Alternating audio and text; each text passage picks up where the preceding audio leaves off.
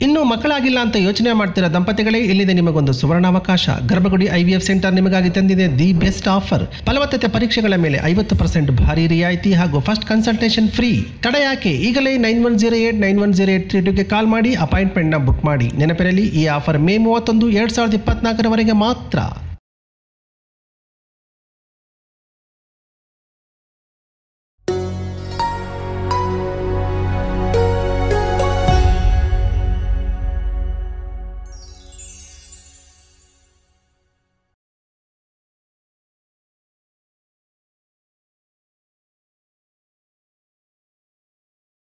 ರಾಜ್ಕುಮಾರ್ ಅವರೇ, ನೀವು ಗೋಕಾಕ್ ಚಳುವಳಿಯ ನಂತರ ಅದು ಸಂಪನ್ನವಾಯಿತು, ಕನ್ನಡಕ್ಕೆ ಒಂದು ಬೆಲೆ ಸಿಕ್ತು ಸರ್ಕಾರದ ಮಟ್ಟದಲ್ಲಿ. ಇದೆಲ್ಲ ಆದಮೇಲೆ ರಾಜ್ಕುಮಾರ್ ಅವರ ಸಂಪರ್ಕದಲ್ಲಿ ಇದ್ರಾ?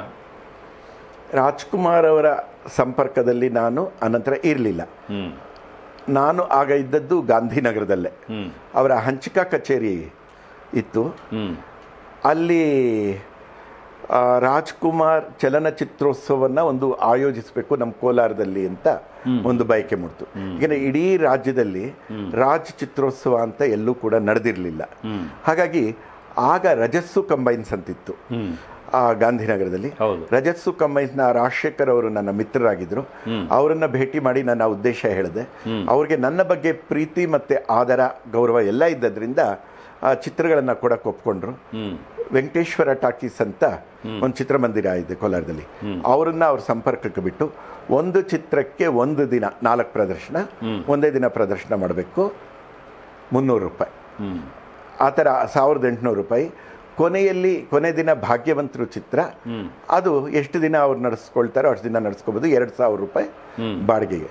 3800 ರೂಪಾಯಿಗೆ 7 ಚಿತ್ರಗಳನ್ನು ಕೂಡ ನಾನು ಕೊಡಿಸ್ದೆ. ಅದನ್ನು ಉದ್ಘಾಟನೆ ಮಾಡಿದ್ದು KCN ಚಂದ್ರಶೇಖರ್ ಅವರು. ತಮ್ಮದೇ ಕಾರಲ್ಲಿ ತಮ್ಮದೇ ವೆಚ್ಚದಲ್ಲಿ ಬಂದರು. ನಾವು ಅಲ್ಲಿ ಸವಿಗನ್ನಡ ಬಳಗ ಅಂತ ಕಟ್ಕೊಂಡಿದ್ವಿ. ಆ ಸವಿಗನ್ನಡ ಬಳಗದ ಸಂಚಾಲಕ ನಾನಾಗಿದ್ದೆ. ಅದನ್ನು ಹುಟ್ಟಾಕಿದ್ದು ನಾನು ಕೋಲಾರದಲ್ಲಿ. ಅದರ ವತಿಯಿಂದ ಉಳಿದ ಖರ್ಚುಗಳನ್ನು ನೋಡ್ಕೊಂಡ್ವಿ. ಕರಪತ್ರ, ಪ್ರಚಾರ, ಬಂದವರಿಗೆ ತಿಂಡಿ, ಈ ಥರದ್ದು. ನಾವು ಕೂಡ ಎಲ್ಲರೂ ಟಿಕೆಟ್ ತಗೊಂಡೇ ಆ ಚಿತ್ರಗಳನ್ನು ನಾವು ನೋಡ್ತಾ ಇದ್ದಿದ್ದು. ಹಾಗಾಗಿ ಕನ್ನಡ ಚಳವಳಿ ಅಂದರೆ ದಂಧೆ ಮಾಡೋರು, ವಸೂಲಿ ಮಾಡೋರು ಅನ್ನೋ ಭಾವನೆ ನಮ್ಮೂರಲ್ಲಿ ಬರದ ಹಾಗೆ ಸಜ್ಜನರು ಕೂಡ ಇದರಲ್ಲಿ ಇರ್ತಾರೆ. ಕನ್ನಡದ ಬಗ್ಗೆ ಕಳಕಳಿ ಇರುವಂಥವರು ಕೂಡ ಇರ್ತಾರೆ ಅನ್ನುವ ಭಾವನೆ ಅಲ್ಲಿ ಮೂಡ್ತು. ಆ ಚಿತ್ರೋತ್ಸವ ಮಾಡಿದ ಉದ್ದೇಶ ಕನ್ನಡವನ್ನು ಕೋಲಾರದಂತಹ ಗಡಿ ಪ್ರದೇಶದಲ್ಲಿ ನೆಲೆಗೊಳಿಸಬೇಕು ಅಂದರೆ ಅದು ಚಲನಚಿತ್ರಗಳ ಮೂಲಕ ಅದು ಹೆಚ್ಚು ಜನಕ್ಕೆ ತಲುಪತ್ತೆ ಅನ್ನೋ ಕಾರಣದಿಂದ ರಾಜ್ ಚಿತ್ರೋತ್ಸವವನ್ನು ಆಯೋಜಿಸಿದ್ದು. ಆ ಚಿತ್ರೋತ್ಸವ ಎಷ್ಟು ಜನಪ್ರಿಯ ಆಯಿತು ಅಂದರೆ ರಾಜ್ಯ ಮಟ್ಟದ ಪತ್ರಿಕೆಗಳಲ್ಲಿ, ಆಕಾಶವಾಣಿಯಲ್ಲೂ ಕೂಡ ಅದರ ಸುದ್ದಿ ಪ್ರಸಾರ ಆಯಿತು. ರಾಜ್ಕುಮಾರ್ ಪಾರ್ವತಮ್ಮನವ್ರ ಕಿವಿಗೂ ಕೂಡ ಈ ಥರದ ಅವ್ರ ಹೆಸರಲ್ಲಿ ಒಂದು ಚಿತ್ರೋತ್ಸವ ಮೊದಲ ಬಾರಿಗೆ ನಡೆಯಿತು ಅಂತ ಅವ್ರ ಗಮನಕ್ಕೂ ಕೂಡ ಬಂತು. ನನ್ನ ದೂರದ ಬಂಧು ಒಬ್ಬರನ್ನು ನಾನು ಅಲ್ಲಿ ಕೆಲಸಕ್ಕೆ ಸೇರಿಸುವಾಗಾಯಿತು. ಶೀಘ್ರ ಲಿಪಿಕಾರರಾಗಿ, ಬೆರಳಚ್ಚುಗಾರರಾಗಿ ವಜ್ರೇಶ್ವರಿ ಕಂಬೈನ್ಸಲ್ಲಿ ನಾನು ಒಂದು ಸಂದೇಶವನ್ನು ವಜ್ರೇಶ್ವರಿ ಕಂಬೈನ್ಸಿಂದ ಕೊಡಿ ಅಂತ ಕೇಳಕ್ಕೆ ಹೋಗಿದ್ದೆ ಈ ಚಿತ್ರೋತ್ಸವವನ್ನು ಆಯೋಜನೆ ಮಾಡುವಾಗ. ಅವರು ಇಂಗ್ಲೀಷ್ನಲ್ಲಿ ಕೊಟ್ಟರು. ನಾನು ಅದನ್ನು ನಿರಾಕರಿಸಿದೆ. ಇಂಗ್ಲೀಷಲ್ಲಿ ನೀವು ಕೊಡಬಾರ್ದು, ಕನ್ನಡದಲ್ಲಿ ಕೊಡಬೇಕು. ನಮ್ಮಲ್ಲಿ ಕನ್ನಡ ಬೆರಳಚ್ಚು ಯಂತ್ರ ಇದೆ, ಕನ್ನಡ ಬೆರಳಚ್ಚುಗಾರರಿಲ್ಲ ಅಂತಂದರು. ಹಾಗಾದ್ರೆ ಒಂದು ಕೆಲಸ ಮಾಡಿ, ನಾನೇ ಬೆರಳಚ್ಚುಗಾರ, ನಾನು ಈ ಪತ್ರವನ್ನು ಕನ್ನಡದಲ್ಲಿ ನಾನು ಬೆರಳಚ್ಚು ಮಾಡಿ ಕೊಡ್ತೇನೆ, ಶುಭ ಹಾರೈಕೆಗಳನ್ನು ನೀವು ಅದಕ್ಕೆ ಸಹಿ ಮಾಡಿಸಿ ಕೊಡಿ ಚಿನ್ನೇಗೌಡರದ್ದು. ಆಯಿತು. ಆಮೇಲೆ ನಾನೇ ನಮ್ಮ ಬಂಧು ಒಬ್ಬರನ್ನು ಅಲ್ಲಿ ಬೆರಳಚ್ಚುಗಾರರಾಗಿ, ಶೀಘ್ರ ಲಿಪಿಕಾರರಾಗಿ, ಆಮೇಲೆ ಲೆಕ್ಕಿಗರಾಗಿ ಅಂದರೆ ಅಕೌಂಟೆಂಟ್ ಆಗಿ ಅಲ್ಲಿ ಸೇರಿಸಿದೆ. ಆಮೇಲೆ ಇನ್ನೊಬ್ಬರು ಕೂಡ ಸಂಪರ್ಕದಲ್ಲಿ ಅಲ್ಲಿ ಕೆಲಸಕ್ಕೆ ಬಂದರು. ಅಲ್ಲೊಂದು ಸ್ವಾರಸ್ಯಕರ ಘಟನೆ ಅಂತಂದರೆ, ರಾಜ್ಕುಮಾರ್ ಅವರಿಗೆ ಚಕ್ಲಿ, ನಿಪ್ಪಟ್ಟು, ಪಾಪಂ ಪಪ್ಪು ಈ ಥರ ಕುರುಕಲ್ ತಿಂಡಿ ಅಂದರೆ ಇಷ್ಟ. ಆದರೆ ಅದಕ್ಕೆ ತಡೆ ಒಡ್ತಾ ಇದ್ದದ್ದು ಪಾರ್ವತಮ್ಮನವರು. ಅವರು ಹೆಚ್ಚು ತಿನ್ನಬಾರ್ದು, ಈ ರೀತಿಯ ಆಹಾರವನ್ನು ಸೇವಿಸಬಾರ್ದು, ಅವರ ಅಂಗಸೌಷ್ಠವನ್ನ ಕಾಪಾಡಿಕೊಳ್ಳಬೇಕು ಅನ್ನುವ ಉಮೇದು ಆಯಮ್ನಲ್ಲಿ, ಜೊತೆಗೆ ಕಂಠನೂ ಕಾಪಾಡ್ಕೊ. ಹೌದು ಹೌದು, ಖಂಡಿತ ಇತ್ತು ಸರ್. ಅವ್ರು ರಾಜ್ಕುಮಾರ್ ಅವರು ಈ ಚಕ್ಲಿ ನಿಪ್ಪಟ್ಟು ತಿನ್ನಕ್ಕೆ ವರ್ಷಕ್ಕೆ ಒಂದು ಸಲ ಮಾತ್ರ ಅವಕಾಶ ಆಗ್ತಿತ್ತು. ಕೇರಳಕ್ಕೆ ಅಯ್ಯಪ್ಪನ್ ಈ ಸಂದರ್ಭದಲ್ಲಿ ಜ್ಯೋತಿ ಮಕರ ಬೆಳಕು ನೋಡಕ್ಕೆ ಹೋಗುವಾಗ ಆಗ ಪಾರ್ವತಮ್ಮನವರು ಜೊತೆಯಲ್ಲಿ ಇರ್ತಿರ್ಲಿಲ್ಲ. ನಮ್ಮ ದೂರದ ಬಂಧು ಅಲ್ಲಿ ಇದ್ರಲ್ಲ, ಅವರಿಗೆ ಚಿನ್ನಗೌಡರೊಂದು 200 ರೂಪಾಯಿ ಕೊಟ್ಟು ಚಕ್ಲಿ ನಿಪ್ಪಟ್ಟು ಇತ್ಯಾದಿ ಕೊಡುಬಡೆ ಇತ್ಯಾದಿ ಎಲ್ಲ ಮಾಡ್ಕೊಂಡು ಬಾಮ್ಮ ಅಂತ ಹೇಳಿ ಕಳಿಸ್ತಾ ಇದ್ರು. ಸೊ ಅವ್ರ ಮನೆಗೋಗಿ ಆ 200 ರೂಪಾಯಲ್ಲಿ ಏನೂ ಆಗ್ತಿರ್ಲಿಲ್ಲ. ಅವರು 1-2 ದಿನ ರಜೆ ಸಿಕ್ಕಿದ್ರು ಒಂದು ಸಂತೋಷಕ್ಕೆ ಮನೆಗೆ ಇವನ್ನೆಲ್ಲ ಮಾಡೋರನ್ನ ಕರೆಸಿ ಡಬ್ಬಗಟ್ಲೆ, ರಾಜ್ಕುಮಾರ್ ಒಬ್ಬರೇ ತಿನ್ನಕ್ಕಾಗಲ್ವಲ್ಲ ಬಸ್ಸಲ್ಲಿ ಇಡೀ ಜನ, ಅವರು ತಂದು ಕೊಡ್ತಾ ಇದ್ರು. ರಾಜ್ಕುಮಾರ್ ಆಗ ಮಾತ್ರ ಪಾಪ 1-2-3 ಇದನ್ನ ತಿಂತಾ ಇದ್ರು. ಈ ವಿಷಯ ಕೊನೆವರೆಗೂ ಪಾರ್ವತಮ್ಮನವ್ರಿಗೆ ಗೊತ್ತಿರಲಿಲ್ಲ. ರಾಜ್ಕುಮಾರ್ ಅವರಿಗೆ ಗೋಕಾಕ್ ಚಳುವಳಿಯ ವಿಚಾರವನ್ನು ನೀವು ಮನದಟ್ಟು ಮಾಡಿಕೊಟ್ಟಿದ್ದು ಒಂದು ಪಕ್ಕದಲ್ಲಾದರೆ, ಗೋಕಾಕ್ ಚಳುವಳಿಯ ಮೂಲಕರ್ತೃ ವೀಕ್ರು ಗೋಕಾಕ್ ಅವರಿಗೆ ನೀವು ಆ ವರದಿಯ ಒಂದು ವಿಚಾರವನ್ನು ಸವಿಸ್ತಾರವಾಗಿ ಹೇಳಬೇಕಾದಂಥ ಒಂದು ಪರಿಸ್ಥಿತಿ ನಿರ್ಮಾಣ ಆಗಿತ್ತು. ಅದರ ಬಗ್ಗೆ ಹೇಳಿ ಸರ್. ನನ್ನ ಬದುಕಿನಲ್ಲಿ ರಾಜ್ಕುಮಾರ್ ಅವರಿಗೆ ಗೋಕಾಕ್ ವರದಿಯನ್ನು ಹೇಳಿಕೊಟ್ಟಿದ್ದೊಂದು,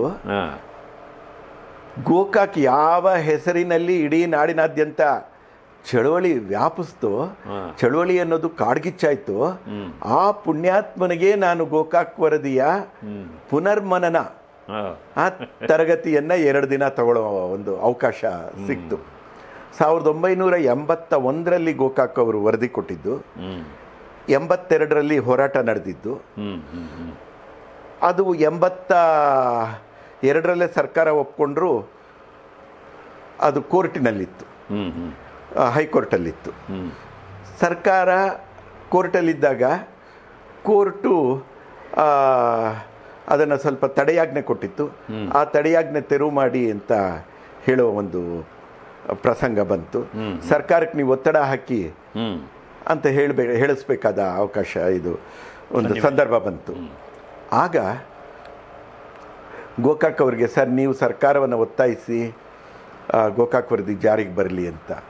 ಹೌದು, ನನಗೇನು ಸಂಕೋಚ ಇಲ್ಲ, ಗೋಕಾಕ್ ವರದಿ ಜಾರಿಗೆ ತನ್ನಿ ಅಂತ ನಾನು ಹೇಳ್ತೇನೆ. ಆದರೆ ಗೋಕಾಕ್ ವರದಿ ಅಂದರೆ ಏನು ಅಂದರೆ ನಾನು ಮರ್ತೋಗಿದ್ದೇನೆ. ವಯೋಸಹಜ ಕಾರಣ, ಕೊಟ್ಟಿದ್ದು ಒಂದು ದಶಕದ ಹಿಂದೆ, ಇವಾಗೇನು ನನಗೆ ನೆನಪಿಲ್ಲ ಅಂದರು ಚಿದಾನಂದ ಮೂರ್ತಿ ಅವರಿಗೆ. ರಾಜ್ಕುಮಾರ್ಗೆ ವರದಿ ಕೊಟ್ಟಿದ್ದು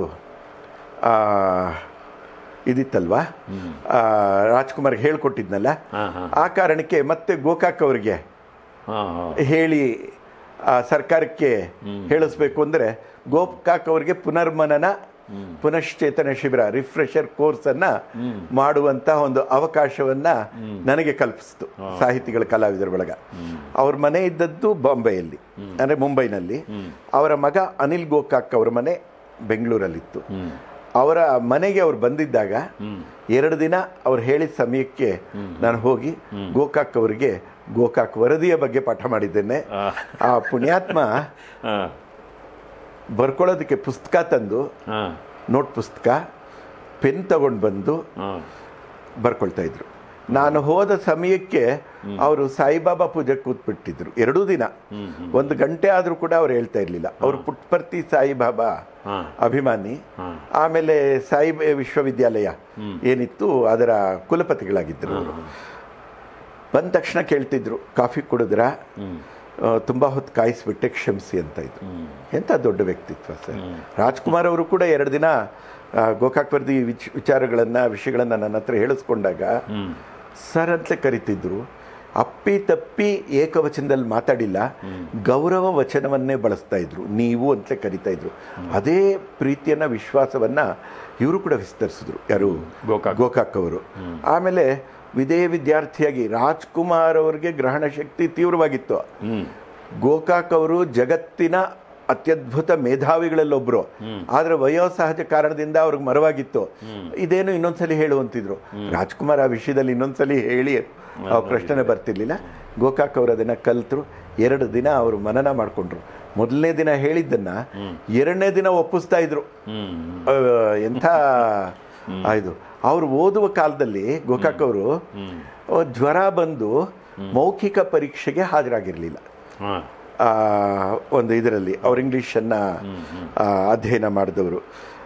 ಸರ್ ನಂಗೆ ಜ್ವರ ಇತ್ತು, ಮತ್ತೆ ಮೌಖಿಕ ಪರೀಕ್ಷೆ ಮಾಡಿ ಅಂತ ಹೋದಾಗ ಅವರ ಪ್ರಾಧ್ಯಾಪಕರು ಒಂದು ಮಾತು ಹೇಳಿದರು, ವಾಸ್ತವವಾಗಿ ನಿಯಮದ ಪ್ರಕಾರ ನಾವು ಮಾಡಬೇಕು, ನಿಜ ಹೇಳಂದ್ರೆ ವಾಸ್ತವ ಹೇಳಬೇಕು ಅಂತಂದ್ರೆ ನೀನೇ ನಮಗೆ ಮೌಖಿಕ ಪರೀಕ್ಷೆ ಮಾಡಬೇಕಪ್ಪ, ನಿನ್ನ ಇಂಗ್ಲಿಷಿನ ವಿದ್ವತ್ತು ಆ ಪ್ರಮಾಣದಲ್ಲಿದೆ ಅಂತ ಹೇಳಿಸ್ಕೊಂಡಿದ್ದ ವ್ಯಕ್ತಿ.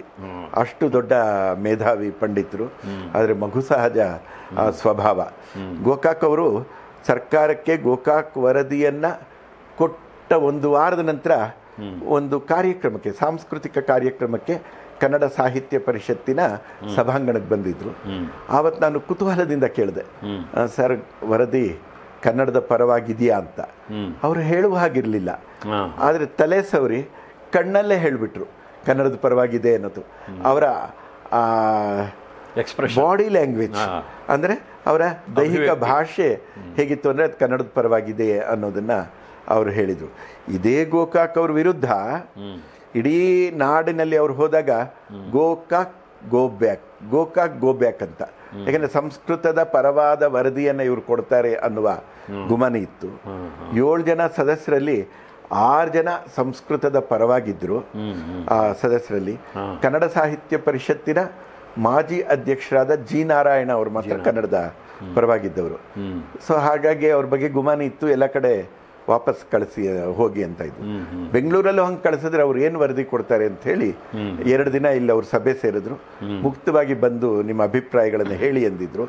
ಆ ಸಮಿತಿಯ ಮುಂದೆ ಹೋಗಿ ನಾನು ಕೂಡ ನನ್ನ ಅಭಿಪ್ರಾಯಗಳನ್ನು ಹೇಳಿದ್ದೆ 81ರಲ್ಲಿ.